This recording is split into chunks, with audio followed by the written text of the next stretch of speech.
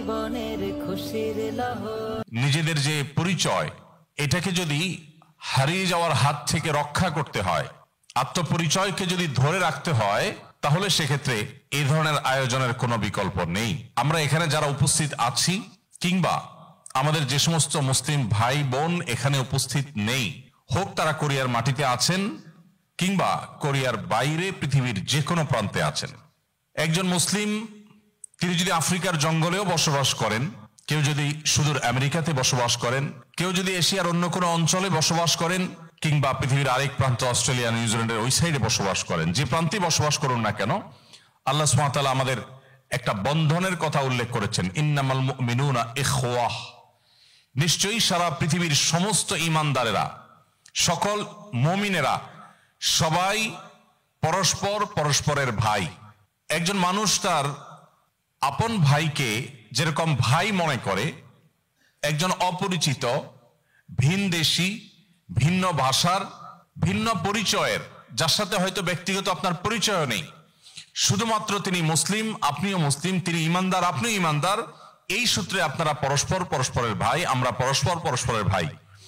এই তিনটি শব্দ, ইন্নামাল মুমিনুনা ইখওয়াহ, নিশ্চয়ই সন্দেহাতীত ভাবে সকল ঈমানদারেরা ভাই। এখানে আমাদের বিশাল বড় একটা আইডেন্টিটির কথা আল্লাহ উল্লেখ করেছেন, আমাদের বিশাল বড় একটা পরিচয়ের কথা উল্লেখ করেছেন, এবং এই আয়াতের মধ্যে আল্লাহ তাআলা আমাদের একটা বিশাল বড় দায়িত্বের দিকে ইঙ্গিত করেছেন। যখন গোটা পৃথিবীর সমস্ত মুসলমানরা আমরা পরস্পর পরস্পরের ভাই, অতএব আমরা পরস্পর পরস্পরের কল্যাণ কামনা করব এবং পরস্পর পরস্পরকে যত বেশি সম্ভব সহযোগিতার মানসিকতা আমাদেরকে ধারণ করতে হবে, লালন করতে হবে। একের বিপদে অন্যকে পাশে দাঁড়াতে হবে, এটাকে আমাদের জন্য আল্লাহ রাব্বুল আলামিন আবশ্যক করে দিয়েছেন। এই যে মুসলিম ভ্রাতৃত্ব, এই মুসলিম ভ্রাতৃত্বকে আমরা অনেক মুসলিম নামাজ কালাম পড়ার পরও সেভাবে ধারণ করতে পারি না, সেভাবে আমাদের ভেতরে আমরা সেটাকে লালন করতে পারি না, যেটা আমাদের অনেক বড় একটা ল্যাকিংস বা দুর্বলতা। অ্যাজ এ মুসলমান, আমরা গোটা পৃথিবীর সমস্ত মুসলমানদের সুখে সুখী হওয়া, গোটা বিশ্বের সমস্ত মুসলমানদের কষ্টে কষ্ট অনুভব করাটা আমাদের নৈতিক দায়িত্ব। দুর্ভাগ্য আমাদের, গোটা বিশ্বের অন্য ভাষাভাষী মুসলিম তো পরের কথা, আমার স্বদেশী, আমার ভাষার যে সমস্ত মুসলিমেরা আছেন তাদেরকে পর্যন্ত অনেক সময় আমরা আপন করতে পারি না, বা তাদেরকে ভাই হিসাবে আমরা ট্রিট বা জ্ঞান করতে পারি না। যে হাদিসটা আমি পাঠ করেছি, সে হাদিসে এই ইসলামী বা মুসলিম ভ্রাতৃত্বকে আরো বড় আকারে, বড় অ্যাঙ্গেলে দেখানো হয়েছে। নবী করিম সাল্লাল্লাহু আলাইহি সাল্লাম থেকে সেই হাদিসটি বর্ণনা করেছেন ইমাম মুসলিম রাহিমাহুল্লাহ, যেটা বর্ণনাকারী সাহাবী ছিলেন নোমান ইবনে বাশির রাদিয়াল্লাহু তাআলা আনহু। তিনি বলেন, নবী করিম সাল্লাল্লাহু আলাইহি সাল্লাম ইরশাদ করেছেন, মাসালুল মুমিনিনা ফি তাওয়াদ্দিহিম ওয়া তারাহুমিহিম ওয়া তাআতুফিহিম মাসালুল জাসাদ। অর্থাৎ গোটা পৃথিবীর সমস্ত ঈমানদারদের পরস্পর পরস্পরের মধ্যে দৃষ্টান্ত হলো একে অন্যের প্রতি মায়া, মমতা, সহমর্মিতা, আন্তরিকতা, দয়া, অনুগ্রহ করা। এগুলোর ক্ষেত্রে গোটা বিশ্বের সমস্ত মুসলমানরা একটা দেহের মতো, একটা শরীরের মতো। ইদাশতাকা মিনহু উযওয়ান তাদাআ লাহু সাইরুল জাসাদি বিল সাহরি ওয়াল হুম্মা। একটা শরীর বা একটা দেহের যেরকম কোন একটা অঙ্গ যদি অসুস্থ হয়, তাহলে পুরো শরীর সেটাকে অনুভব করে। কারোর যদি পায়ে আঘাতপ্রাপ্ত হন, পুরো শরীর জ্বর হয়ে যায়, পুরো শরীরে জ্বর এসে যায়। কারোর যদি হাত ভেঙে যায়, গোটা শরীর কষ্ট অনুভব করে। যদি কারোর শরীরে কোনো অসুস্থতা দেখা দেয়, সে অসুস্থতার কারণে শুধুমাত্র সেই অঙ্গ নির্ঘুম থাকে না, পুরো শরীর নির্ঘুম থেকে যায়। নবী করিম সাল্লাল্লাহু আলাইহি সাল্লামের এই ঐতিহাসিক হাদিস আমাদেরকে বিশাল বড় একটা দায়িত্ববোধের কথা স্মরণ করিয়ে দেয়। আর সেটি হলো, গোটা পৃথিবীর যে কোনো প্রান্তে কোনো মুসলিম কষ্টে নিপতিত হবে, সে কষ্ট আমার মধ্যে অনুভব হতে হবে। পৃথিবীর যে কোনো প্রান্তে মুসলিম যখন ভালো কোনো অ্যাচিভ করবে, অর্জন করবে, সেটাকে আমার খুশির কারণ হিসাবে ধারণ করতে হবে। সম্মানিত ভাইরা, আজ পৃথিবীর চতুর্প্রান্তে আমরা তাকালেই দেখি বিভিন্ন প্রান্তে মুসলিমরা আজ নির্যাতিত, নিষ্পেষিত, নানাভাবে অবহেলিত। বিশেষ করে আজকের পৃথিবীর আধুনিক বিশ্বের সবচেয়ে বড় লজ্জা, আধুনিক পৃথিবীর সবচেয়ে বড় অপমানের বিষয় এবং মানবতার মুখোশধারী সভ্যতার আসল রূপ প্রকাশ পেয়েছে ফিলিস্তিনে, আপনারা জানেন। সেখানে আমাদের মুসলিম ভাই বোনেরা তারা তাদের চোখের সামনে নিজের সন্তান খাবারের অভাবে দিন দিন দুর্ভিক্ষে নিপতিত হয়ে কাঠের মতো শুকিয়ে মৃত্যুর কোলে ঢলে পড়ছে। পৃথিবীর কোনো মা বাবার সামনে তার সন্তানকে হত্যা করা, কোন অস্ত্র দিয়ে তাকে শেষ করে দেওয়া, এটা এতটা কষ্টের নয় যতটা কষ্টের একজন মায়ের সামনে, একজন বাবার সামনে সন্তান অনাহারে, ক্ষুধায়, তৃষ্ণায় শুকিয়ে কাঠ হয়ে মৃত্যুবরণ করার মধ্যে। প্রিয় ভাইয়েরা আমার, আজকের পৃথিবীতে যা হচ্ছে, মানব ইতিহাসে বহু বর্বরতা ইতিপূর্বে হয়েছে। সেই রোমের কলোসিয়াম থেকে নিয়ে মানব ইতিহাসে অনেক বর্বর ঘটনা ঘটেছে, আমরা জানি। কিন্তু আজকের পৃথিবীতে যেটি হচ্ছে, ফিলিস্তিনের মাটিতে গাজায় যেটি হচ্ছে, এটি মানব সভ্যতার এক বিরল ঘটনা। ইতিপূর্বে মানব সভ্যতা এত নিকৃষ্টতম অমানবিক আচরণ, এত মর্মান্তিক পশুসুলভ আচরণ পৃথিবীতে ইতিপূর্বে কেউ কখনো দেখেনি। গোটা পৃথিবীর মানুষ যেন স্টেডিয়ামে বসে আছে, আর স্টেডিয়ামের ঠিক মধ্যখানে ছোট্ট একটি ভূখণ্ডে যেন কিছু মানুষকে তিলে তিলে শেষ করা হচ্ছে। যে মানুষগুলো খাবার নয়, গুলিকে ওয়েলকাম করার জন্য অপেক্ষা করছে। যে মানুষগুলো খাবার নয়, তারা যেন মরতে চাইছে, কারণ ক্ষুধার কষ্ট থেকে তারা মুক্তি চাচ্ছে। সময়ত ভাইয়ের আমার, আজকের পৃথিবী মানবতার অনেক লম্বা লম্বা সবক আমাদেরকে শোনায়। আজকের এই পৃথিবী মানবাধিকারের অনেক বড় বড় স্লোগান আমাদেরকে শোনায়। কিন্তু আমরা দেখতে পাই যে গোটা বিশ্বের মানুষের বাসায় খাবার নষ্ট হচ্ছে, উপচে পড়ছে, অথচ ছোট্ট একটি জায়গা, ছোট্ট একটা শহর, সেখানে মানুষ না খেয়ে কঙ্কাল হয়ে হয়ে শুধুমাত্র মৃত্যুর প্রহর গুনছে। গোটা বিশ্বের মানুষ তাদেরকে খাবার দেওয়ার জন্য প্রস্তুত। মানুষের একজন আসামি, একজন অপরাধী মানুষ হলেও কেউ, তারও মৃত্যুদণ্ড কার্যকর করা হলেও তার আগ মুহূর্তেও তাকে খাবারের সুযোগটা দেওয়া হয়। কিন্তু দিনকে দিন, মাসকে মাস, বছরকে বছর এই শহরের মানুষকে, গাজা শহরের মানুষগুলোকে না খেয়ে মৃত্যুর মুখে ঠেলে দেওয়া হচ্ছে এবং গোটা পৃথিবীর মানুষ নির্বিকার চেয়ে চেয়ে দেখছে। এই যে মুসলিমদের কষ্ট, সেই কষ্টটা নিজের ভেতর থেকে অনুভব করা, সেই কষ্টটাকে ফিল করা, এই কষ্টটাকে ধারণ করা, এই কষ্টে আপনার আমার চোখে পানি আসা, আমাদের অন্তরটা বিগলিত হওয়া, নিজের সন্তানকে নিয়ে যখন আমরা আনন্দ ফুর্তিতে মগ্ন হই, তখন সেই সন্তানগুলোর কথা মনে করা, এটা আমাদের ঈমানের দাবি। সম্মানিত ভাইরা, সেই দাবি আমাদেরকে আদায় করতে হবে এবং সেই দাবি আদায়ের জন্য সবার আগে আমাদের মধ্যে ঈমানের জাগরণ তৈরি করতে হবে। ঈমানের জাগরণ না থাকার ফলে আজকে আমাদের অনুভূতিগুলো মরে গেছে, আমাদের অভিব্যক্তিগুলো শেষ হয়ে গেছে, আমাদের উপলব্ধি করবার ক্ষমতা আমরা হারিয়ে ফেলেছি।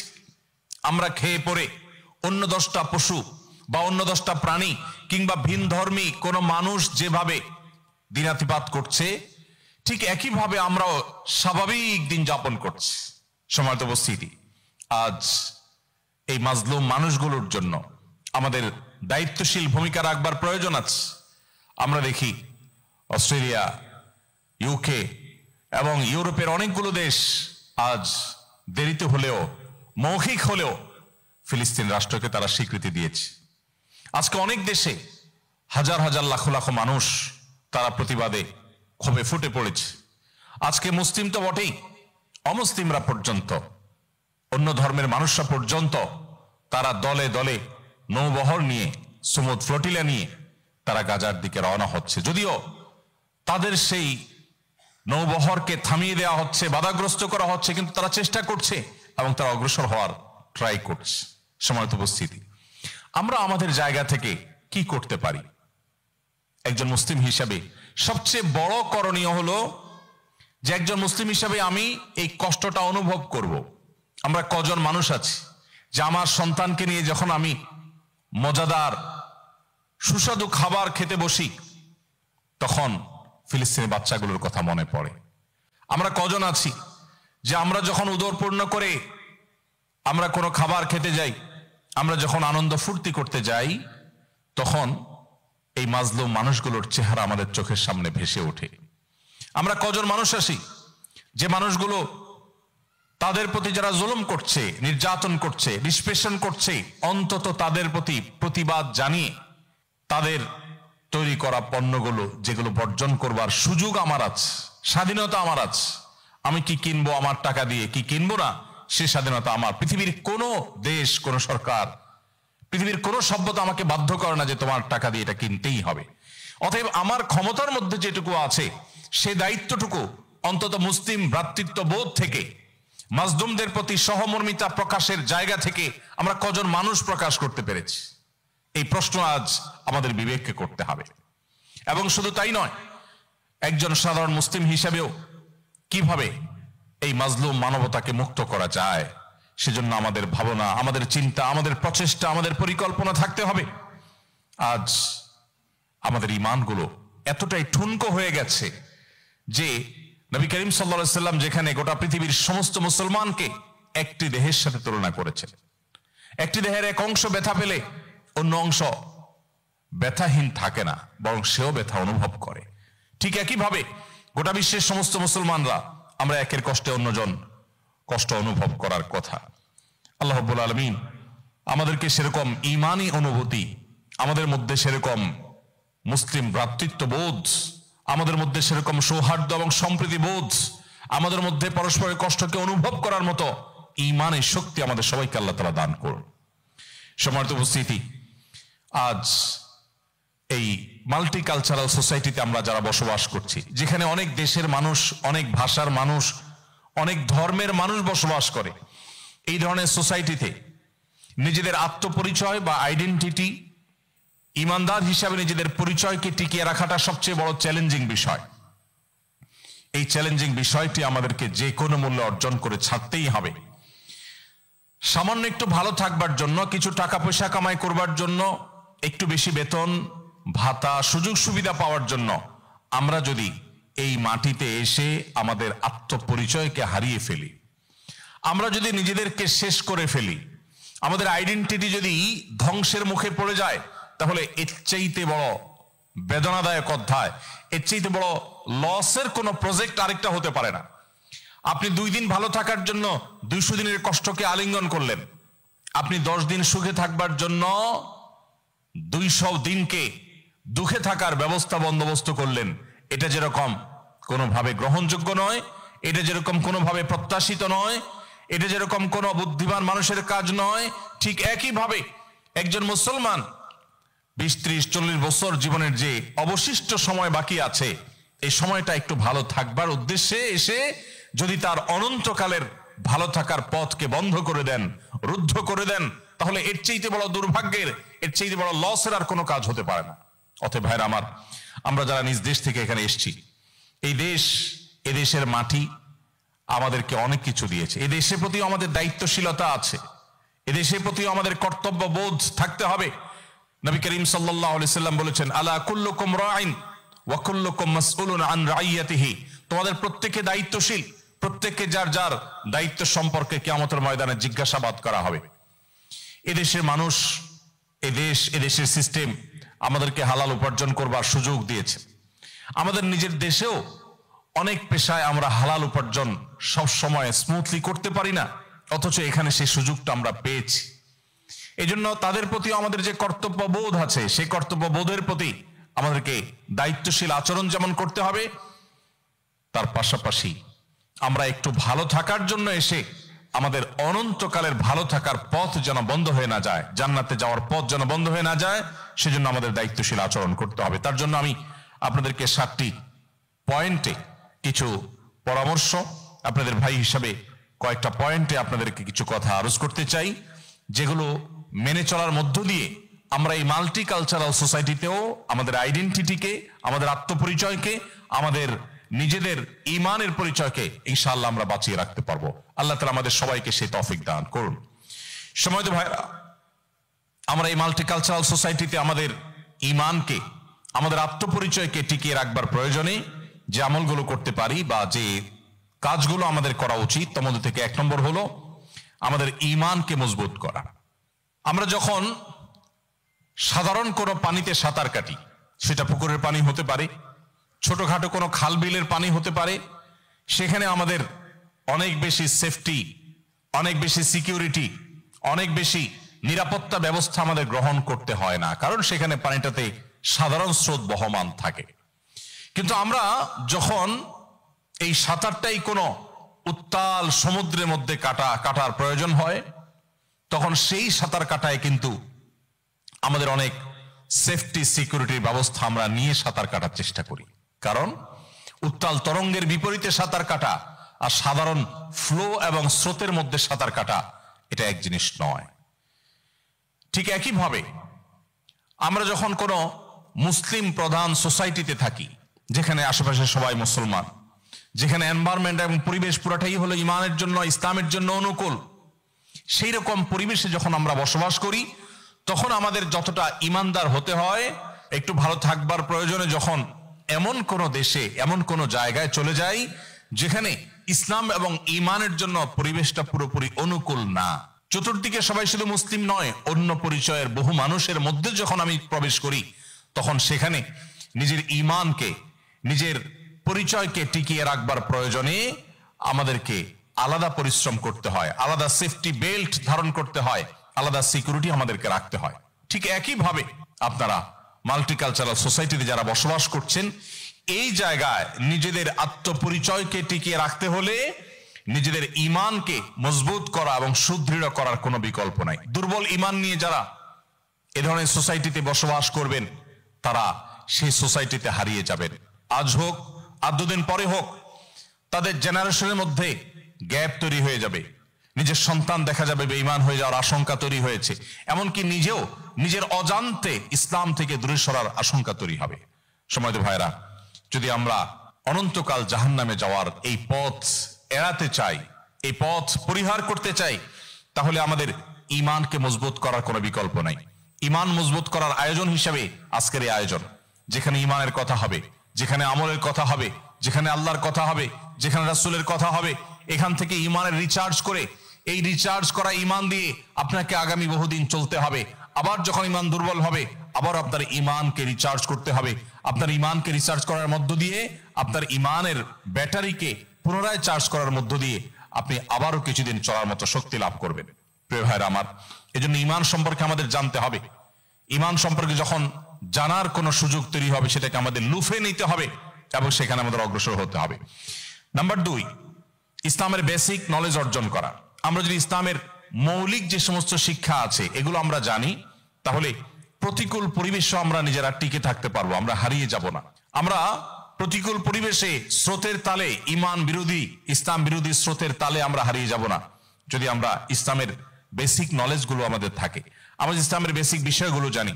বেশিরভাগ মুসলমানরা আছেন যারা ঈমান ভঙ্গের কারণ জানেন না, তার ঈমানের সাথে কি যায় কি যায় না সেটা তিনি জানেন না। অনেক প্রবাসী ভাইরা আছেন যাদের হাতে আমি চুড়ি দেখি, এমনকি নামাজ পড়েন এমন ভাইকেও আমি দেখি যে তার হাতে বিভিন্ন রকমের চুড়ি, অনেকের হাতে বিভিন্ন রকমের সুতা বাঁধা, কারণ তিনি আমাদের পার্শ্ববর্তী দেশের যে সমস্ত ভাইরা আছেন, হিন্দু ভাইরা আছেন, এখানে হয়তো তারা বসবাস করছেন, তাদের সাথে একই কোম্পানিতে কাজ করছেন, হয়তো আপনার সহকর্মী তিনি, হয়তো আপনার রুমমেট তিনি, হয়তো বা আপনারা একসাথে বসবাস করছেন, তার হাতে সুতো দেখে আপনি আপনার হাতে সুতো বাঁধছেন, তার হাতে চুড়ি দেখে আপনার হাতে আপনি চুড়ি ধারণ করছেন। অনেক প্রবাসী ভাইরা আছেন যে নিজে হয়তো নামাজ কালামও পড়েন, কিন্তু তিনি জানেন না এই জিনিসটি তার জন্য ইসলামে হারাম করা হয়েছে, এবং না জানার কারণে নিজের অজান্তে তিনি অন্য ধর্মের মানুষের ধর্মীয় যে কৃষ্টি, তাদের যে ধর্মীয় নিদর্শন, সেই নিদর্শনকে তিনি তার শরীরে ধারণ করছেন। এটা যে ভয়ঙ্কর হারাম তিনি জানেন না।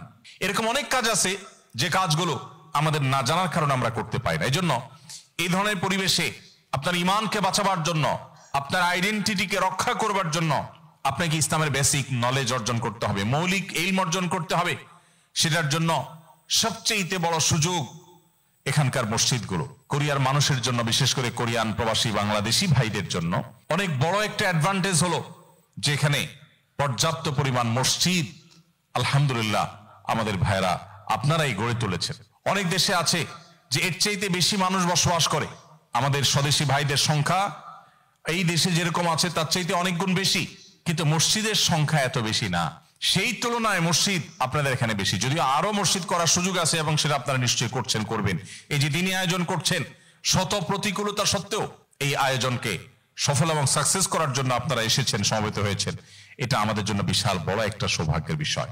সম্মানিত উপস্থিতি, এজন্য আমাদের এই মসজিদগুলোর সাথে ইনভলভ হতে হবে। অনেক ইমাম সাহেবগণ, ওলামা ইকরাম এখানে উপস্থিত আছেন। আমি বিনীতভাবে ওলামা ইকরামকে অনুরোধ করতে চাই, মসজিদগুলোতে দিন শেখার বহুমুখী আয়োজন করতে হবে। কখনো অফলাইনে, কখনো অনলাইনে, কখনো বিভিন্ন শীট বা বই পুস্তক দেওয়ার মাধ্যমে, এমনকি মসজিদ থেকে আমাদের বাংলাদেশি কমিটির ভাইরা যেখানে বেশি লোক থাকেন সেখানে গিয়ে হলেও, তাদের কাছে যেও হলেও সপ্তাহে মাসে দিন শেখার আয়োজন করতে হবে, যেন তারা বিশুদ্ধভাবে কোরআন তেলাওয়াত করতে পারেন, যাতে কোরআন তারা বুঝে পড়তে পারেন, যাতে তারা নবী সাল্লাল্লাহু আলাইহি ওয়াসাল্লামের হাদিস সম্পর্কে ধারণা পান, ইসলামের মৌলিক নলেজ সম্পর্কে যেন তারা ওয়াকিফাল হতে পারেন। সেজন্য নানাবিধ উদ্যোগ ইমাম সাহেবরা নিতে হবে। দেখুন, পৃথিবীর বহু দেশ আছে যে দেশে আজ থেকে 50 বা 100 বছর আগে মুসলমানরা গিয়েছে এবং সেখানে তারা ইসলাম চর্চার কাজটাকে খুব গুরুত্বের সাথে যখন করেছে, আজকে 100 বছর পরে দেখা যাচ্ছে সেখানে মুসলিমদের নিজস্ব কমিউনিটি, নিজস্ব সোসাইটি, নিজস্ব সিটি, শহর, স্কুল, কলেজ, এমনকি ইউনিভার্সিটি পর্যন্ত গড়ে উঠছে। এটি সেই সময়কার মানুষ যারা প্রথমে এসেছেন তাদের দায়িত্বশীলতার কারণে এটি হয়েছে। আজকে আপনারা যারা এই দেশে বসবাস করছেন, আজ থেকে 50-100 বছর পরের কোরিয়ার কথা চিন্তা করুন, যখন হয়তো আপনার স্বদেশী আরো হাজারো লাখো মানুষ এসে ভরে যাবে। সেই মানুষগুলোর জন্য অনুকূল পরিবেশ গড়ে তোলা আমাদের সবার কর্তব্য এবং দায়িত্ব। আমরা এই যে দিনী চর্চা, দিনী আয়োজন করছি, আমরা মসজিদগুলো গড়ে তুলছি, এই মসজিদগুলোকে আমরা আবাদ করছি, নিজেরা দিনী ইলম বা ইসলামের বেসিক নলেজ অর্জন করে একজন মুসলমান যা না জানলে নয়, তার ঈমান সম্পর্কিত ধারণা, ইসলাম সম্পর্কিত ধারণা, বেসিক মাসআলা মাসাইল, ইসলামের ইতিহাস, অন্যান্য বিষয়গুলো যদি আমরা ভালো করে নিজেরা চর্চা না করি, এখানে যদি সুন্দর পরিবেশ আমরা গড়ে তুলতে না পারি, তাহলে পরবর্তীতে যারা আসবে তাহলে তারা হারিয়ে যাবে, তারা এসে ভালো পরিবেশ পাবে না। আর যদি আপনারা এই ফাউন্ডেশন এবং ভিত্তি যারা শুরুর দিক থেকে এসেছেন তারা যদি এখানে গড়ে দিয়ে যেতে পারেন, ইসলামের জন্য, মুসলমানদের জন্য অনুকূল পরিবেশকে যদি আপনারা ডেভেলপ করতে পারেন, তাহলে এর ফলশ্রুতিতে পরবর্তী সময়ে যত মানুষ এখানে আসবে তারা এসে যত ভালো পরিবেশ পাবে, যত আমল করবে, আপনি হয়তো ততদিনে কবরের বাসিন্দা হয়ে যাবেন, আপনার আমল নামায় সেটা যুক্ত হতে থাকবে। অতএব এ ধরনের প্রোগ্রাম যেখানে হবে সেখানে যাওয়া, এই প্রোগ্রামগুলো বাস্তবায়ন করা, মসজিদগুলো গড়ে তোলা, মসজিদগুলোকে আবাদ করা, মসজিদগুলোতে বহুমুখী দিনী আয়োজন করা, এটা আমাদের কর্তব্যের অংশ। আমরা শুধুমাত্র টাকা পয়সা কামাই করেই আমাদের দায়িত্ব শেষ করতে পারি না। আমরা আমাদের টাকা পয়সা কামাইয়ের পাশাপাশি ইমানের এই যে নার্সিং, ইমানের এই যে চর্চা, ইমানের এই যে আলোচনা, এটা আমাদেরকে বাড়াতে হবে। আমি গত বছরের আগের বছর আপনাদের এই সিওলে এই সংগরি মসজিদের আয়োজনে এসেছিলাম। আমার পরিষ্কার মনে আছে যে সেখানে আমি রাস্তায় যখন যাচ্ছিলাম, একজন শিখ, ইন্ডিয়ার একজন শিখ ধর্মাবলম্বী, তিনি ডালায় করে কিছু খাবার, কিছু ফল ফ্রুটের কিছু ছোট ছোট প্লেট সাজিয়েছেন। পাশাপাশি তার শিখ ধর্ম সম্পর্কে যেন ধারণা পেতে পারে মানুষ, সেজন্য ছোট ছোট লিফলেট সাথে নিয়ে তিনি রাস্তার পাশ দিয়ে যাচ্ছেন আর ডিস্ট্রিবিউশন করছেন। আমি নিজের চোখে দেখেছি এই দৃশ্য, এবং এটি দেখার পর আমার মনে হলো যে আমার স্বদেশী ভাইরা যারা বিভিন্ন রকমের অপসংস্কৃতির মধ্যে হারিয়ে যান, খেলাধুলার মধ্যে ডুবে থাকেন, যারা গান বাজনা ইত্যাদির মধ্যে নিমজ্জিত হয়ে থাকেন, যারা এখানে এসে কিছু উপার্জন করবার সুযোগ আল্লাহ তাআলা দিয়েছেন, সেই টাকা পেয়ে নিজের মুসলিম পরিচয়কে পর্যন্ত ভুলে যান, নিজের দায়িত্বটুকু পর্যন্ত ভুলে যান, তাদের এই সমস্ত দৃশ্যগুলো দেখে দায়িত্ববোধ জাগ্রত হওয়া উচিত। প্রিয় ভাইরা আমার, আমরা যদি সবাই জাগ্রত হই, আমরা যদি সবাই মডেল মুসলমান হতে পারি, আমরা যদি আদর্শ মুসলমান হিসাবে নিজেদেরকে গড়ে তুলতে পারি, তাহলে আমি যেটি বলছিলাম যে এই মাটিতে আমাদের পরবর্তীতে যে সমস্ত আমাদের দেশ থেকে বা অন্য দেশ থেকে মুসলিমরা আসবেন, তারা একটা অনুকূল পরিবেশ পাবেন, একটা ভালো ফাউন্ডেশনের উপরে দাঁড়ানো ইসলামের সোসাইটিকে তারা দেখতে পাবেন, তারা তাদের পরিচয়কে বাঁচিয়ে রাখতে পারেন। আপনার জান্নাতে যাওয়ার জন্য এর চেয়ে সহজ, এর চেয়ে শর্টকাট কোনো সংক্ষিপ্ত কোনো রাস্তা আর হতে পারে না। আল্লাহ তাআলা আমাদেরকে সেই তৌফিক দান করুন। তাহলে এখানে আমাদের মুসলিম পরিচয়কে ধারণ করে রাখার জন্য আমাদেরকে দ্বীনের জ্ঞান অর্জন করতে হবে, ইসলামের নলেজ অর্জন করতে হবে। ইসলামের নলেজ অর্জন করার জন্য এই ধরনের অনুষ্ঠানে আসা যথেষ্ট না। এই ধরনের অনুষ্ঠানে এসে আপনি ইসলামের বেসিক নলেজ অর্জন করতে পারবেন না। এখানে এসে আপনি মোটিভেশন নিতে পারেন, এখানে এসে আপনি মানসিক প্রস্তুতি নিতে পারেন, এখানে এসে আপনি উৎসাহিত হতে পারেন, এখানে এসে আপনি অনুপ্রাণিত হতে পারেন, এখানে এসে এটার প্রয়োজনীয়তা উপলব্ধি করতে পারেন। কিন্তু আপনাকে ইসলামের বেসিক নলেজ অর্জন করবার জন্য অনলাইনে আজকাল অনেক কোর্স চালু হয়েছে, যেখান থেকে আপনি কোরআনটা শুদ্ধ করে তেলাওয়াত করা শিখতে পারেন। অনেক কোর্স আছে যার মধ্য দিয়ে আপনি কোরআনিক অ্যারাবিকটা জানতে পারেন, কাস্টমাইজ কোরআনিক অ্যারাবিক, আরবি ভাষার একটা কাস্টমাইজ ভার্সন শুধুমাত্র কোরআন বোঝার জন্য আপনি অনেক কোর্স পাবেন। অফলাইনে মসজিদগুলোতে ইমাম সাহেবরা, আমি জানি এখানকার প্রত্যেকটা মসজিদ, যে কয়টা মসজিদে আমি গিয়েছি, ইমাম সাহেবদের সাথে পরিচয় আছে, তারা প্রত্যেকে দাওয়াতি মানসিকতা লালন করেন, তারা প্রত্যেকে দাওয়াতি মানসিকতা ধারণ করেন। তাদের প্রত্যেককে আমি দাওয়ার কাজের ব্যাপারে ব্যাপক আলোকিত এবং আকুল তাদেরকে আমি দেখেছি।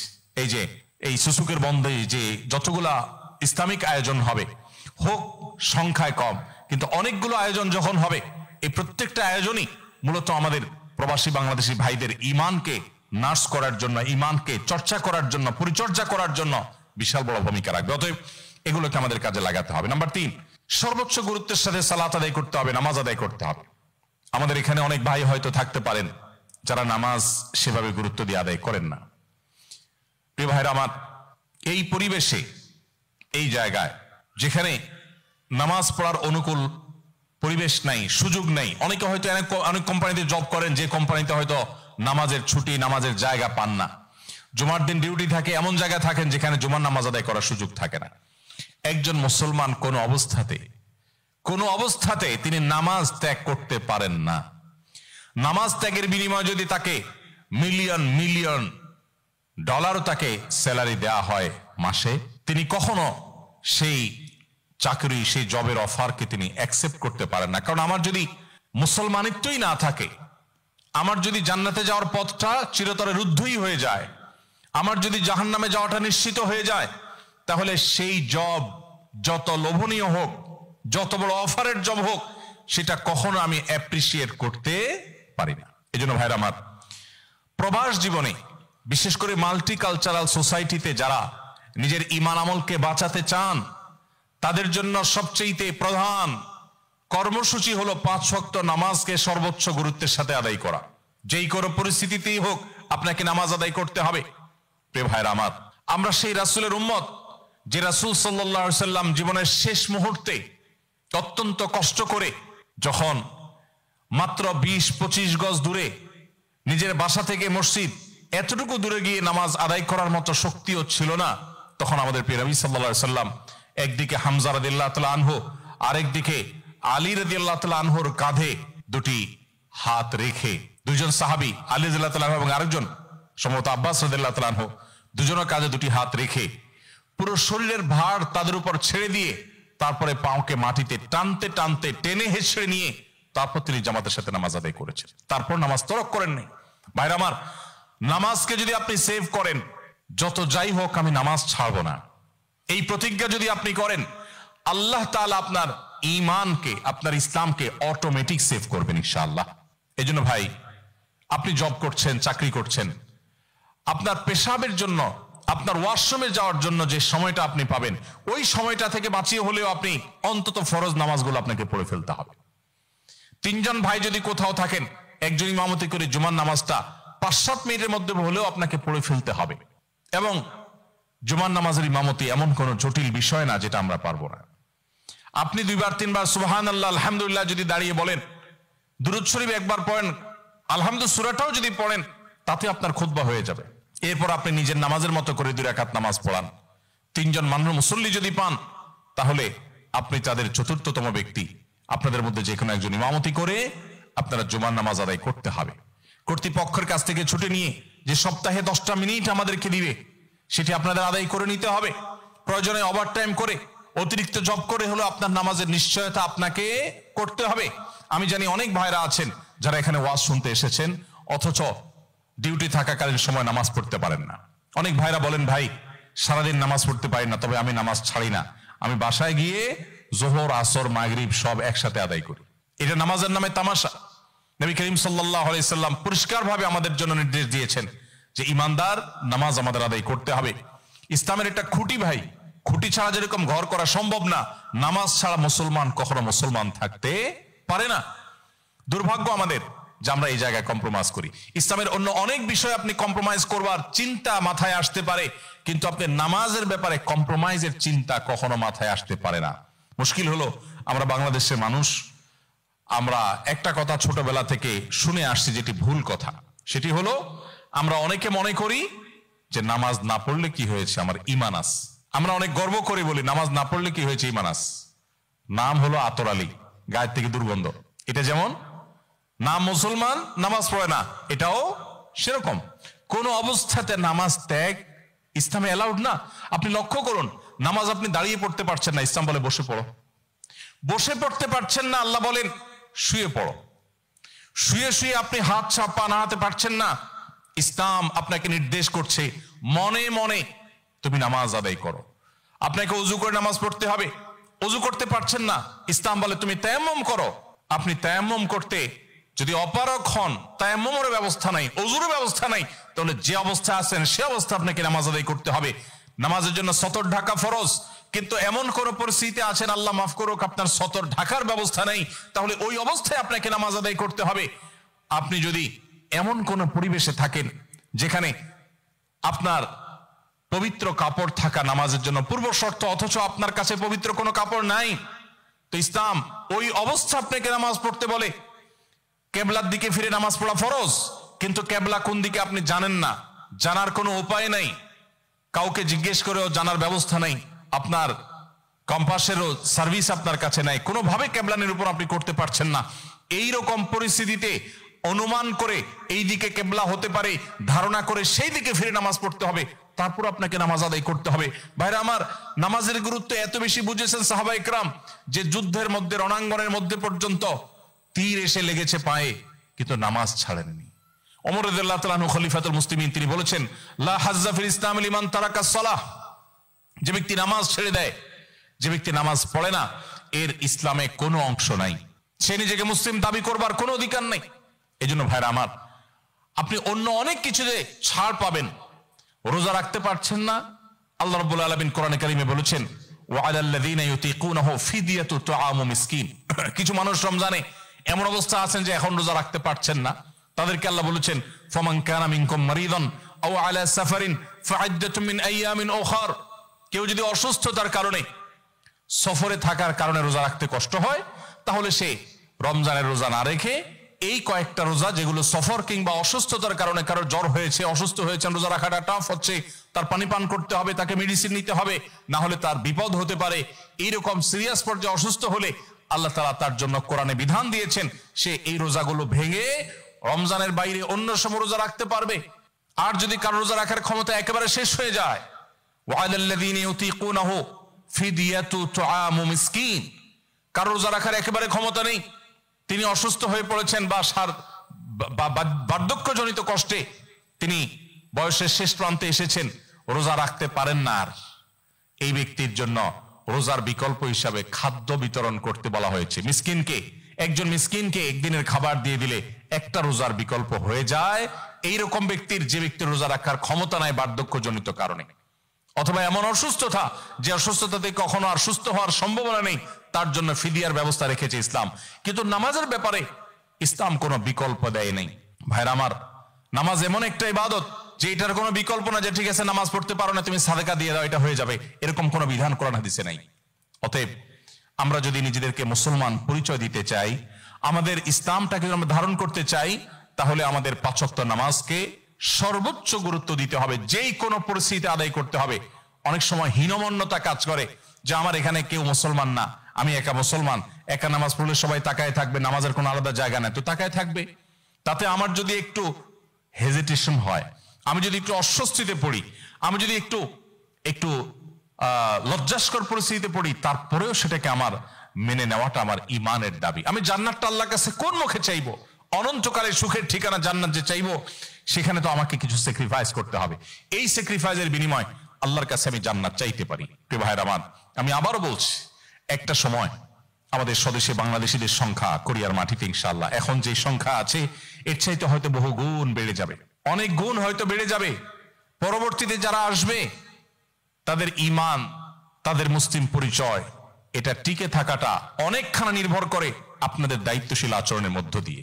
আপনারা যদি এখানে আনন্দ ফুর্তিতে শুধু হারিয়ে যান, শুধুমাত্র বিনোদন এবং নিজেদের হাসি খুশির মধ্যেই শুধুমাত্র নিমজ্জিত হয়ে যান এবং ইসলামী সোসাইটি ডেভেলপ করার জন্য, ইসলামিক কালচারকে ডেভেলপ করার জন্য যদি আপনারা ত্যাগ না করেন, স্যাক্রিফাইস না করেন, তাহলে সেই প্রজন্ম কিন্তু হারিয়ে যাবে এবং তার জন্য আল্লাহর কাছে আপনাদেরকে দায়ী হতে হবে। কিয়ামতের ময়দানে জিজ্ঞাসার মুখোমুখি হতে হবে যে তুমি একটু ভালো থাকবার জন্য এখানে এসেছো, কিন্তু এখানে এসে তোমার এবং তোমার পরবর্তীতে আসা মানুষগুলোর ঈমান আমলকে রক্ষা করবার জন্য সেরকম মজবুত দুর্গ গড়ে তুলো নাই।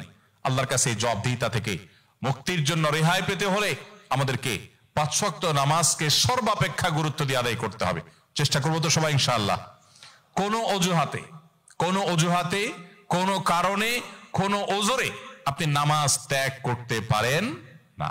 আল্লাহ রাব্বুল আলামিন আমাদেরকে 5 ওয়াক্ত সালাতকে এরকম গুরুত্বের সাথে আদায় করার তৌফিক দান করুন। সম্মানিত ভাইরা, 4 নম্বর, এরকম মাল্টিকালচারাল সোসাইটিতে নিজেদের ঈমান আমলকে রক্ষা করবার জন্য নিয়মিত কোরআনে কারীমের সংস্পর্শে থাকা এবং সেই সাথে সকাল সন্ধ্যায় নবী করিম সাল্লাল্লাহু আলাইহি ওয়াসাল্লামের যে জিকিরগুলো আছে সেগুলোকে আদায় করা, এটার কোনো বিকল্প নেই।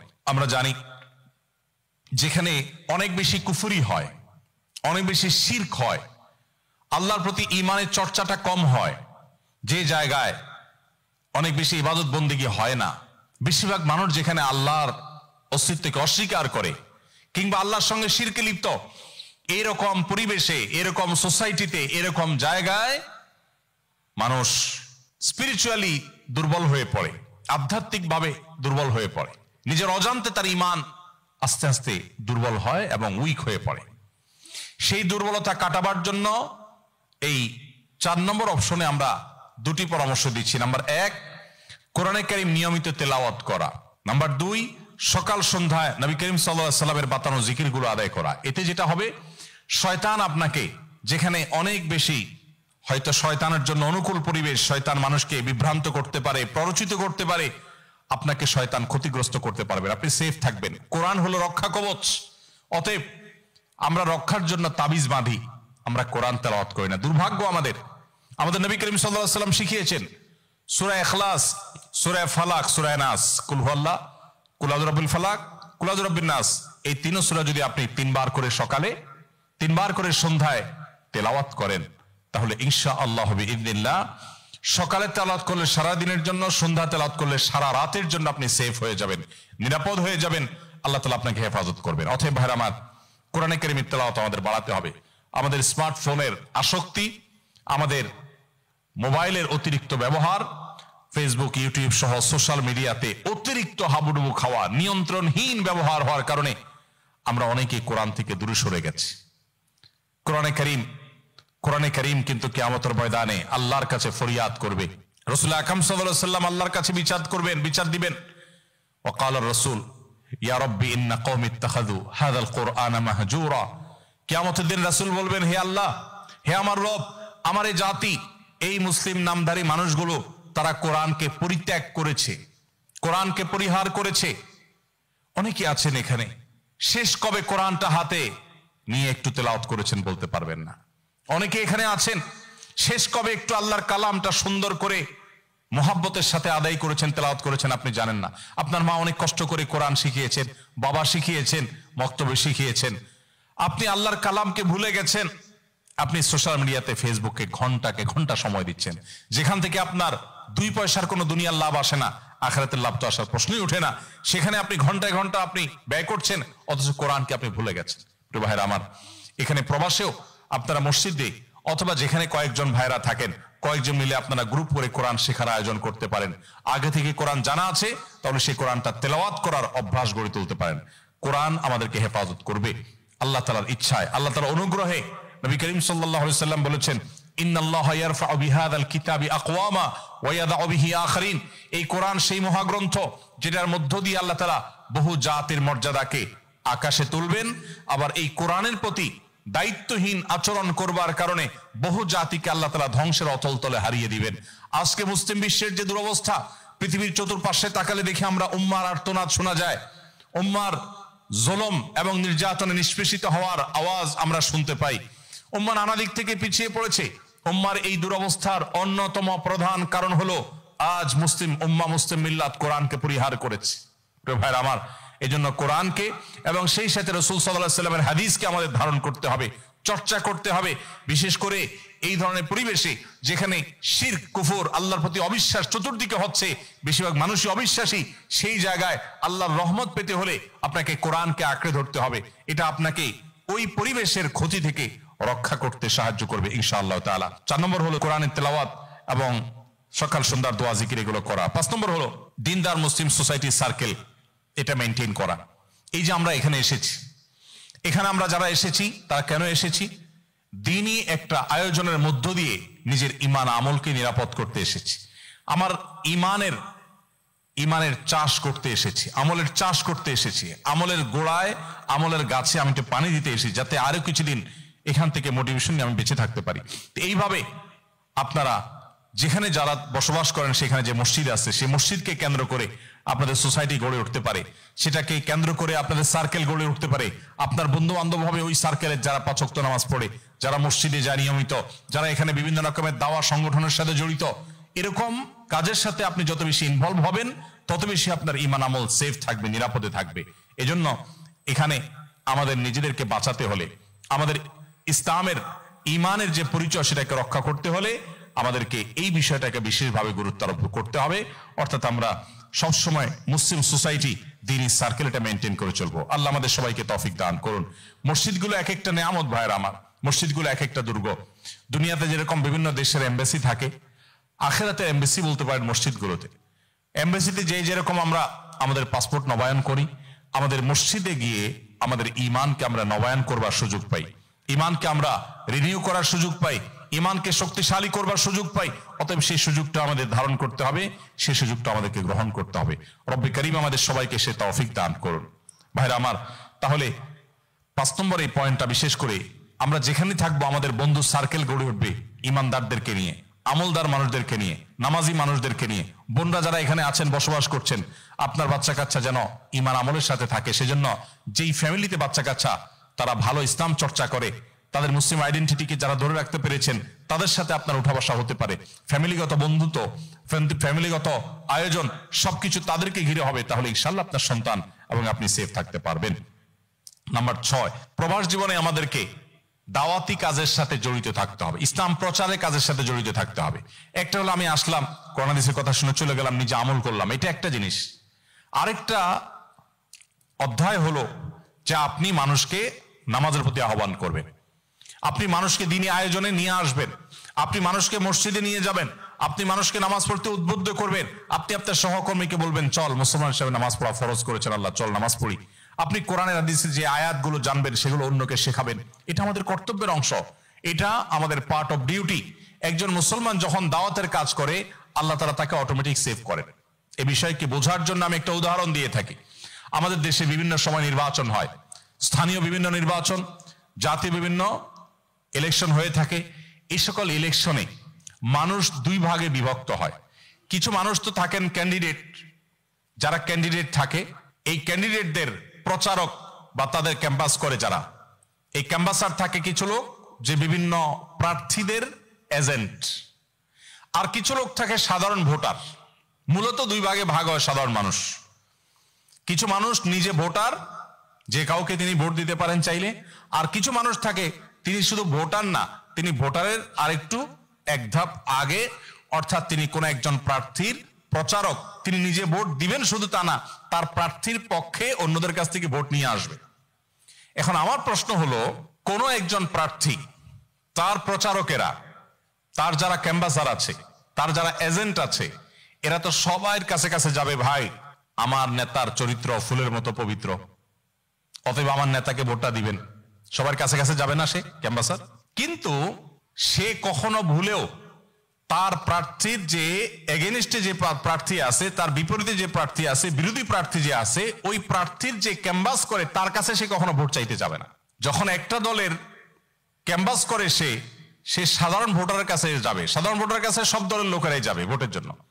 কিন্তু যখন কেউ কোনো দলের বা কোনো একজন প্রার্থীর এজেন্ট হয়ে যায়, ওই এজেন্টের কাছে অন্য আরেকজন এজেন্ট এসে বলে না, ভাই তুমি আমার দলের নেতাকে, আমার প্রার্থীকে ভোট দিও। কেন চায় না? কারণ সে জানে এই লোক নিজেই সে তার প্রার্থীর হয়ে ক্যাম্পাস করে বেড়াচ্ছে, সে আমার নেতাকে ভোট দিবে কি দুঃখে, ভুলেও তার কাছে যায় না। ঠিক একইভাবে যদি কেউ আল্লাহর পথে মানুষকে আহ্বান করে, মসজিদের দিকে মানুষকে আহ্বান করে, এখানে অনেকগুলো দাওয়াতি সংগঠন আছে, দাওয়াত তাবলীগের কাজ আছে, এখানে আরো বিভিন্ন আপনার দাওয়াতি সংগঠন আছে। আমাদের আশেপাশে প্রত্যেকটা মসজিদের ভাইরা, ওয়াসং বলেন, আনসান বলেন, আমি যে কয়টা মসজিদের নাম জানি, প্রত্যেকটা মসজিদে দাওয়াতি কাজ হয়, সংগঠন ভিত্তিক দাওয়াতি কাজ হয়, ইসলাম প্রচারের কাজ হয়। আপনি যদি আল্লাহর পথে মানুষকে আহ্বান করেন, আপনি যদি মানুষকে নামাজের দিকে ডাকেন, আপনি নিজে নামাজ অটোমেটিক পড়বেন। যে মানুষকে নামাজের দিকে ডাকে তার নামাজ নিয়ে চিন্তা করা লাগে না, কারণ সে নিজে যখন ডাকে সে তো নামাজ না পড়লে উপায় থাকে না। ঠিক একইভাবে আপনি যদি প্রতিকূল পরিবেশে এই মাটিতে ইসলাম প্রচারক হন, দায়ী হন, মানুষকে আল্লাহর পথে ডাকেন, মসজিদে থাকেন, ইমাম সাহেবের কাজে হেল্প করেন, মসজিদের কাজে আগায় থাকেন, আপনার নিজের ঈমান আমল সেফ হবে। কারণ শয়তান আপনাকে দাওয়াত দিতে সেরকম উৎসাহ বোধ করবে না, কারণ আপনি নিজেই আল্লাহর দিকে ডাকছেন। আপনাকে সে ডাকবে কোত্থেকে? যে কারোর দিকে ডাকছে না, খালি মাথায় বা খালি চিন্তা নিয়ে বসে আছে, এই ব্যক্তিকে শয়তান যতটা পরিচিত করতে পারবে, আল্লাহর পথে যারা দাওয়াতের কাজ করে, দাওয়া ইলাল্লাহর কাজ করে, দায়ী যারা হয়, তাদেরকে শয়তান এত সহজে অ্যাটাক করতে পারে না। এই জন্য এই প্রতিকূল পরিবেশে, মাল্টিকালচারাল সোসাইটিতে ঈমান আমলকে বাঁচাবার জন্য আপনার দায়ী ইলাল্লাহ হওয়ার কোনো বিকল্প নাই। বাইরে আমার, দায়ী হওয়ার জন্য, ইসলাম প্রচারক হওয়ার জন্য কোনো স্কলার হতে হবে, আলেম হতে হবে, মাদ্রাসা ব্যাকগ্রাউন্ডের হতে হবে, এরকম কোন শর্ত কোরআন হাদিসের কোথাও দেওয়া হয়নি। আপনি একজন সাধারণ মানুষ, আপনি দায়ী হতে পারেন। আমার বোনরা যারা আছেন, আপনারা দাওয়াতের কাজ করতে পারেন। অনেক বোনরা আছেন যারা শুধুমাত্র ঘরে থেকে, তারা ঘরের ঘরোয়া কাজকর্ম করে, এর ফাঁকে ফাঁকে তারা যে পরিমাণ দাওয়াতি কাজ করছেন, শত শত হাজার হাজার মানুষের ইসলামে আসার কারণ তারা হচ্ছেন। অতএব আপনারা চাইলেই সেই পথে আগাতে পারেন। এটার জন্য আপনার নিজেকে ইসলামকে ভালো করে জানতে হবে, একটু সময় দিতে হবে, এবং এই জাতীয় দাওয়া সার্কেল, দাওয়াতি সংগঠন, যেটা যার সাথে ভালো লাগে সেটার সাথে আপনি ইনভলভ হয়ে যাবেন। আপনি দেখবেন আপনার ঈমান আমলকে আল্লাহ তাআলা কিভাবে হেফাজত করছে। বাইরে আমার, ঠিক একইভাবে 7 নম্বর এবং সর্বশেষ যে কাজটি আমাদের করতে হবে তা হলো আল্লাহর কাছে চোখের পানি ফেলে কায় মনোবাক্যে দোয়া করতে হবে, কাঁদতে হবে, হে আল্লাহ, আপনি প্রতিকূল পরিবেশে আমার ঈমানকে হেফাজত করুন, আমার আমলকে হেফাজত করুন, আমার আইডেন্টিটি, আমার আত্মপরিচয়কে হেফাজত করুন।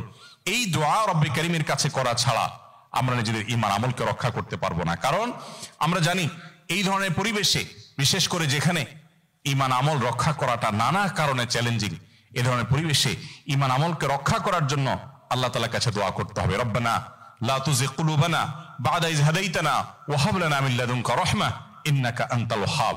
হে আল্লাহ, আপনি আমাদের ঈমানকে, আপনি আমাদের আইডেন্টিটিকে, আপনি আমাদের আত্মপরিচয়কে, এটাকে রক্ষা করুন। এই দোয়া রব্বে কারীমের কাছে করতে হবে। নবী করিম সাল্লাল্লাহু আলাইহি সাল্লাম তিনি দোয়া করতেন, দোয়া শিক্ষা দিয়েছেন। শেষ যুগ যখন চতুর্পাশে ফিতনা, চতুর্পাশে ঈমান হরণ করবার জন্য হাজারটা আয়োজন, আপনি যেটাকে আপনার উন্নয়নের মাধ্যম মনে করছেন সেটা আপনার ঈমান হরণ করার একটা উপায় হতে পারে। এইরকম পরিবেশের মধ্যে যদি আমাদের ঈমান আমলকে বাঁচাতে হয়, তাহলে আল্লাহর কাছে চোখের পানি ফেলে দোয়া করতে হবে। আল্লাহ, আমি একটু ভালো থাকার জন্য এসেছি, আমার ফ্যামিলির মুখে একটু হাসি ফোটাবার জন্য এখানে এসেছি। আল্লাহ, আমি আমার দেশের অর্থনীতির চাকাকে সচল করবার জন্য একটু ভূমিকা রাখছি। আমি দুনিয়াতে একটু সামান্য সীমিত সময় 50, 60, 70 বছরের এই জীবনটাকে সুখী করবার জন্য এসেছি। এটা করতে এসে যেন আমার অনন্তকাল দুঃখের পথে যেতে না হয়, তুমি আমাকে হেফাজত করো। আল্লাহ রাব্বুল আলামিনের কাছে দোয়ার মাধ্যমে নিজেদেরকে আমরা যতটা হেফাজত করতে পারবো, এর চাইতে বেশি নিজেকে হেফাজত করার আর কোনো সহজ উপায় নেই। সবচাইতে সহজ উপায় হলো নিজের ঈমান আমলকে হেফাজত করার জন্য এইভাবে আল্লাহর কাছে দোয়া করা। আল্লাহ তাআলা আমাদের সবাইকে আমাদের ঈমান আমলকে হেফাজত করার তৌফিক দান করুন। সবাই চেষ্টা করবো তো ইনশাআল্লাহ। ঈমান আমলের চর্চা, ঈমান আমলের চেষ্টা, দাওয়াতি কাজ, এগুলো আমাদেরকে করতে হবে। আমি আবারও এক নজরে এই 7টি পয়েন্ট আপনাদের সঙ্গে শেয়ার করতে চাই, যে পয়েন্টগুলোর মধ্য দিয়ে আমরা আমাদের মুসলিম আইডেন্টিটিকে এই মাল্টিকালচারাল সোসাইটিতে বিভিন্ন দেশ, বিভিন্ন ভাষার, বিভিন্ন ধর্মের মানুষের মধ্যে থেকে আমরা যেন অন্যদের তালে তালে গা ভাসিয়ে হারিয়ে না যেতে হয়, সেজন্য আমরা যে কাজগুলো করতে পারি, প্রথমত আমাদের ঈমানকে মজবুত করতে হবে, ঈমানকে স্ট্রং করতে হবে। স্ট্রং ঈমান নষ্ট হয় না। আমরা মা চাচিদেরকে চুলোয় রান্না করতে দেখেছি অনেকে, যারা গ্রামে বড় হয়েছে। 10 বছর 20 বছর মাটির চুলো যখন রান্না হয়, সেই রান্না করা মাটির চুলার ভেতর ইটের মতো লালচে কালার হয়ে যায়। কিন্তু এই মাটি দেখতে ইটের কালার হলে কি হবে, এই মাটি যদি পানিতে ফেলা হয় সাধারণ মাটির মতো গলে শেষ হয়ে যায়। এর বিপরীতে ইটের ভাটার যে ইট, সে ইট নির্দিষ্ট সময় নির্দিষ্ট প্রক্রিয়ার মাধ্যমে সেটাকে যখন আগুনে পোড়ানো হয়, ভাটার আগুনে পোড়ানো হয়, তখন সেটা শুধুমাত্র ইটের কালারই আসে না, শক্ত এরকম হয় যে এই ইট যদি মাটিতে পানিতে ফেলে দেওয়া হয় 100 বছর থাকলে সে ইট পানিতে গলে যায় না। ঠিক একইভাবে মুসলমানের রং বা কালার আসা এটা এক জিনিস, আর স্ট্রং মুসলমান হওয়া আরেক জিনিস। আমরা অনেকেই আছি মুসলমানের ঘরে জন্ম নিয়েছি, মুসলমানের সন্তান হিসাবে, মুসলিম হিসাবে এক ধরনের আইডেন্টিটি, এক ধরনের কার্যক্রম আমার মধ্যে আছে। আমি জুমার নামাজ পড়ি, মাথা টুপি দেই, মাঝে মধ্যে পাঞ্জাবি পড়ি, মাঝে মধ্যে আল্লাহ বিল্লাহ করি, কিন্তু আমি এমন মুসলমান যে প্রতিকূল পরিবেশে গেলে আমি হারিয়ে যাই, আমি শেষ হয়ে যাই। এইরকম অনেক মুসলমান আমাদের আছে। অথচ আমরা যদি চাই আমাদের ঈমানটাকে যদি আমরা মজবুত করি, ওই যে ইটের মতো করে ফেলতে পারি, সেটা হয় এই যে মসজিদ ভিত্তিক কার্যক্রমে দ্বীনি সার্কেলে ইনভলভ হয়ে ঈমান সম্পর্কে ইলম এবং নলেজ অর্জন করে। ইমাম সাহেবরা এখানে বিভিন্ন কোর্স করেন, আমি জানি কোরআন শিক্ষার কোর্স আছে, আরবি ভাষা শেখার কোর্স আছে, এবং ইসলাম শেখার জন্য বিভিন্ন রকমের হালাকা, বিভিন্ন রকম আয়োজন হয়, আমি জানি 2 দিন 3 দিন ব্যাপী রাত্রি যাপন হয় বিভিন্ন মসজিদে, আমি জানি বিভিন্ন প্রোগ্রাম হয়। এগুলোর মধ্য দিয়ে ঈমানকে যদি আপনি মজবুত করতে পারেন, তাহলে সেই ঈমান হবে ইটের মতো। যত প্রতিকূল পরিবেশে যান, আশপাশের লোক যতই অন্য ধর্মের হোক, অন্য বিশ্বাসের হোক, তারা যতই শিরকে লিপ্ত থাকুক, আপনি সেফ থাকবেন ইনশাআল্লাহ। এজন্য ঈমানকে মজবুত করা। নাম্বার 2, ইসলামের বেসিক নলেজ অর্জন করা, ইসলাম সম্পর্কে জানা। ইসলাম শুধুমাত্র পরিচয়ের জিনিসটা যে আমি মুসলমান, মুসলমানের সন্তান, এটুকুর মধ্য দিয়ে ইসলাম পরিপূর্ণ হয় না। ইসলামকে পরিপূর্ণ করার জন্য আমাদেরকে যেটি করতে হবে তা হলো আমাদের ইসলাম সম্পর্কে জানতে হবে, ঈমান সম্পর্কে জানতে হবে। এটার জন্য এখানে অনলাইনে অফলাইনে যে সমস্ত কোর্স আছে সেগুলো আপনারা করবেন, এবং বিভিন্ন বই পুস্তক আছে সেই বই পুস্তকগুলো আপনারা পড়তে পারেন, যাতে করে ইসলাম সম্পর্কে জানাটা সহজ হয়। 3 নম্বর হলো যে কোনো পরিস্থিতিতে নামাজ আদায় করা। 5 ওয়াক্ত নামাজকে জীবনের সবচেয়ে গুরুত্বপূর্ণ বিষয় হিসাবে স্থির করা এবং ধার্য করা, কোন অবস্থাতে নামাজকে দুর্বল না করা বা নামাজ না ছাড়া। 4 নম্বর হলো নিয়মিত কোরআনে কারীমের তেলাওয়াত। প্রতিদিন 10 মিনিট হলো তেলাওয়াত করবেন, 5 মিনিট হলো তেলাওয়াত করবেন, একটু আওয়াজ করে করবেন, যতটুকু আওয়াজ নিজে শুনতে পান, আশপাশের লোকের ডিস্টার্ব না হয়, সেভাবে যদি আপনি কোরআনে কারীমের তেলাওয়াত করেন, এটা আপনার ঈমানকে হেফাজত করবে। ভালো হয় কোরআনের অর্থ সহকারে বুঝে অনুবাদ কোরআনের কোন কপি তেলাওয়াত করলেন এবং অর্থ সহকারে বুঝলেন। দিনে 5টা আয়াত হোক, 10টা আয়াত হোক, 5 মিনিট হোক, 10 মিনিট হোক, আপনাকে কোরআনকে সময় দিতে হবে। এরপরে সকাল সন্ধ্যা দোয়া জিকির গুলো আদায় করতে হবে। 5 নম্বর হলো দিনদার মুসলিম সোসাইটি, যারা খুব সিরিয়াস। আপনার বন্ধুদের মধ্যে কিছু লোক আছে যারা হালাল হারাম মেনটেন করে, যারা পর্দা মেনটেন করে, যারা চোখকে গুনাহ থেকে বাঁচাবার জন্য সংগ্রাম করে, যাদের কাছে বহু লোভ থাকলেও কোনোভাবে তারা হারামের দিকে পা বাড়ায় না। এই মানুষগুলোকে খুঁজে খুঁজে আপনি বন্ধুরূপে গ্রহণ করতে হবে। আল্লাহ বলেছেন, ইয়া আইয়ুহাল্লাযীনা আমানুত্তাকুল্লাহ ওয়া কুনু মা'আস সাদিকিন, হে ঈমানদাররা তোমরা মুত্তাকি হও, তাকওয়া অবলম্বন করো এবং সত্যবাদীদের সাথে থাকো, ঈমানদারদের সাথে থাকো। তাহলে ঈমানদারদের সাথে থাকার জন্য আল্লাহ নির্দেশ করেছেন। এর মাধ্যমে কি হবে? আপনার বন্ধু যখন নামাজি লোক হবে, বেনামাজি লোকের সাথে আপনি চলবেন না। যে জুয়া, যে ক্যাসিনোর সাথে জড়িত, যে হারামের সাথে জড়িত, আপনি তাকে বন্ধুরূপে গ্রহণ করবেন না, বরং তার থেকে দূরে থাকবেন। যখন আপনি এই কাজটা করতে পারবেন, অটোমেটিকলি আল্লাহ রাব্বুল আলামিন আপনার ঈমানকে হেফাজত করবেন, আপনার আইডেন্টিটিকে হেফাজত করবেন। এরপর মসজিদগুলোর কথা বলেছিলাম, যে মসজিদগুলোর সাথে যদি আপনি ইনভলভ থাকেন, মসজিদগুলোর সাথে যদি আপনি জড়িত থাকেন, যদি মসজিদগুলোর বিভিন্ন আয়োজনের সাথে, এই যে শহরে মসজিদে প্রোগ্রাম করছে, আমি জানি আশপাশে বিভিন্ন মসজিদে বছর বিভিন্ন ইসলামী প্রোগ্রাম করছে, এই মসজিদগুলোর আয়োজনের সাথে যদি আপনি ভলান্টিয়ার হয়ে যান, সেখানে আপনি সময় দেন, অর্থ দেন, পরামর্শ দেন, শারীরিকভাবে পরিশ্রম করেন, বিভিন্নভাবে আপনি যদি এঙ্গেজ হয়ে যান, ইনশাআল্লাহ বিদিনিল্লাহ আপনি আপনার ইমান আমলকে হেফাজত করতে পারবেন এবং সেভ করতে পারবেন। ঠিক একইভাবে 6 নম্বর বলেছিলাম দাওয়াতি কাজে ইনভলভ হওয়া। আপনি যখন নিজে ইসলাম প্রচার করতে থাকবেন আপনার ইসলাম অটোমেটিক সেফ হয়ে যাবে। দেয়ালের দিকে যখন মানুষ ফুটবল মারে তখন সেটা নিজের দিকে আসে। আপনি যখন আরেকজনকে নামাজের কথা বলবেন আপনার নামাজ পড়ার দায়িত্ব আরো বেশি বেড়ে যাবে। আপনি যখন একজন মানুষকে মসজিদে আসার জন্য আহ্বান করবেন আপনি বাসায় শুয়ে থাকতে পারবেন না নামাজের সময়। সো আপনি ইসলাম প্রচারের কাজ করার জন্য একা একা পারবেন না। কোন প্ল্যাটফর্ম, যেই কোনো দাওয়াতি প্ল্যাটফর্ম, দাওয়াতি সংগঠন, যেটাই আপনার ভালো লাগে সেটার সাথে আপনি জড়িত হয়ে যান, সেখানে সময় দেন, সেখানে উঠা বসা করেন, দেখবেন আপনার ইসলাম চর্চা করা আপনার জন্য সহজ হবে, ইজি হবে। সর্বশেষ হলো ইমান আমল রক্ষা করা শেষ যুগে ভাই বড় কঠিন। আমরা এমন একটা সময় পৃথিবীতে এসেছি, নবীজি সাল্লাল্লাহু আলাইহি সাল্লাম বলেছেন এমন একটা সময় আসবে যে জ্বলন্ত আগুনের কয়লা হাতে রাখা যতটা কঠিন হবে, ঈমান ধরে রাখা তার চাইতে কঠিন হবে। ঈমান ধরে রাখা তার চাইতে কঠিন হবে, তার চেয়ে ভয়ঙ্কর হবে। আমরা সেই সময়টা পার করছি যেটাকে আখেরি জামানা বলা হয়, যেটাকে শেষ যুগ বলা হয়। দেখুন এই যুগে মুসলিম হিসাবে পরিচয় দিতে অনেকে চায় না। এটা কিয়ামতের আলামত, এটা কিয়ামতের আগ মুহূর্ত, এটা আখিরুজ্জামান, এটা ফিতনার সময়। নবী করিম সাল্লাল্লাহু আলাইহি ওয়াসাল্লাম সতর্ক করেছেন সেই ১৫০০ বছর আগে যে এরকম ফিতনার সময় যখন আসবে, ইউসবিহুর রাজুলু মুমিনা ওয়া ইউমসি কাফিরা। সকালে একজন মানুষ ইমানদার থাকবে, সন্ধ্যায় সে বেঈমান হয়ে যাবে।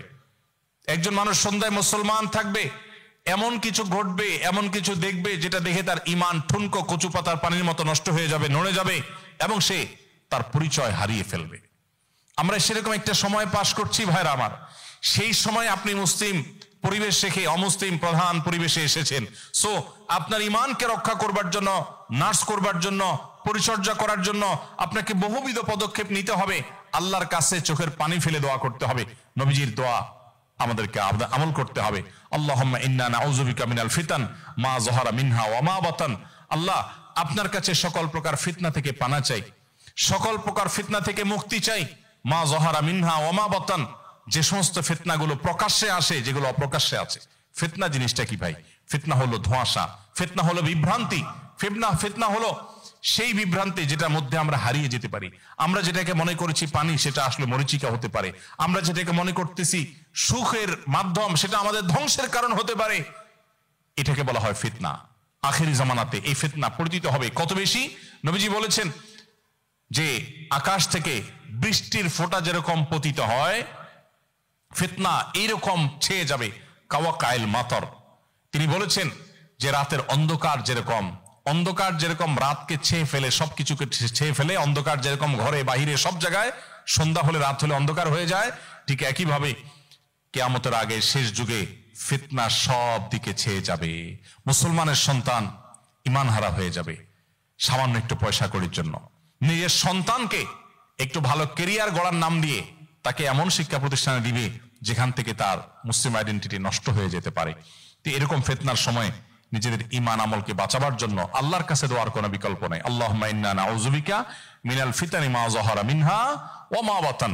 আল্লাহ রাব্বুল আলামিন আমাদেরকে এই যে 7টা আমল, এই 7 আমলের মধ্য দিয়ে, 7টি কর্মসূচির মধ্য দিয়ে আমাদের ঈমান আমলকে প্রতিকূল পরিবেশে আমাদেরকে রক্ষা করার তৌফিক দান।